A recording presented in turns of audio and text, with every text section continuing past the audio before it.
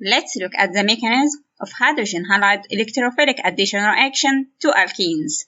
In here, we will discuss the reaction of propene with hydrogen bromide. In here, we have the reaction of propene with hydrogen bromide. This is an electrophilic addition reaction. The first step, the pi bond of the propene attacks the hydrogen of the hydrogen bromide, and the bond between the hydrogen and the bromide breaks, where a new bond forms between the carbon of the double bond and the hydrogen of the hydrogen bromide. CH3, CH, CH2, and here is the H, the hydrogen of the hydrogen bromide. We have here positive sign. This is a carbon cation intermediate plus Pr, and the bromide ion forms as well. So we have here carbon cation intermediate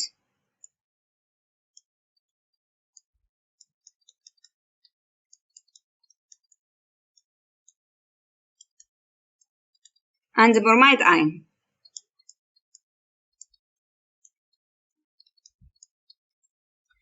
Notice that the pi bond of the propene is rich in electrons. That is why it acts as nucleophile.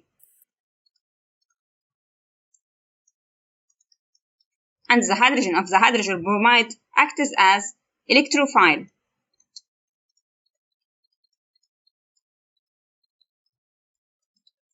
In the second step, the carbon cation intermediate is attacked by the formed bromide ion.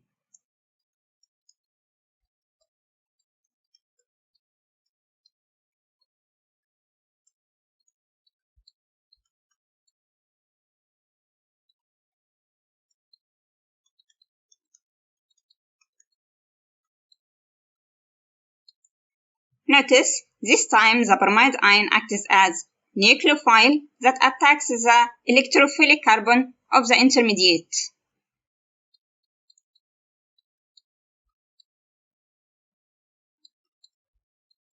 And a new bond forms between the carbon and the bromide ion.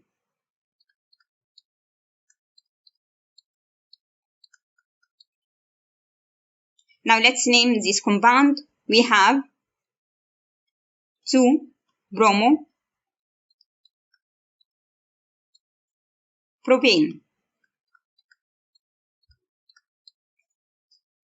Notice when we added the hydrogen of the hydrogen bromide, we added to the carbon that is rich in hydrogens, and the bromide ion, we added to the carbon with less number of hydrogens. So what made us do that? In the electrophilic addition, we follow Markovnikov rule. The Markovnikov rule states that when the hydrogen bromide is added to the alkene, the hydrogen is added to the carbon that has a larger number of hydrogens, and the bromide is added to the carbon with least number of hydrogens. This is because the relative stability of the formed carbon cation. Let's look at the formed carbon cation in each case if we added the hydrogen first to this carbon or to that carbon. If the pi bond attacks this hydrogen, in that case what we will have is CH3, CH. This is what we had before, CH2. And here is the hydrogen. So we added the hydrogen to that carbon because this has larger number of hydrogens comparing to this one. In that case, you can see that we formed secondary carbon cation. Secondary because this carbon is attached to two carbons. So what happens if we did the opposite? We added this hydrogen to that carbon. In that case, we will have CH3, C. Here we have hydrogen, and here we will have the second hydrogen that comes from the hydrogen bromide, and CH2. The positive sign will be over this carbon, and this carbon in that case is a primary carbon cation.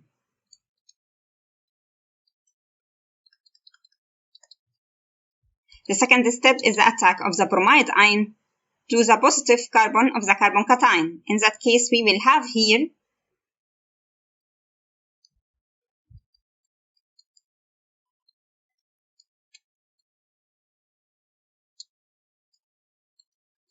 So this is 2-bromo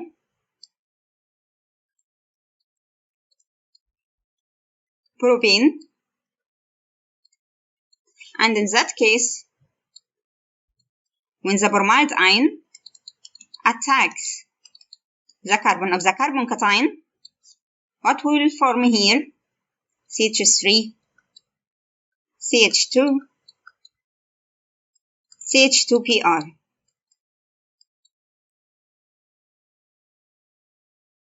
1-bromopropane.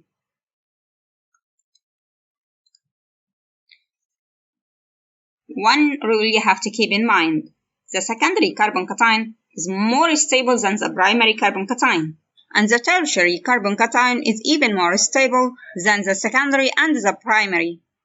This is why the 2-bromopropane forms, where the 1-bromopropane doesn't form, because here it involves the formation of the primary carbon cation, which is less stable than the secondary carbon cation. This is why the addition of the hydrogen to the carbon that have larger number of hydrogens, because this will ensure the formation of the secondary carbon cation, where if this hydrogen actually added to that carbon, the primary carbon cation would form, which is less stable.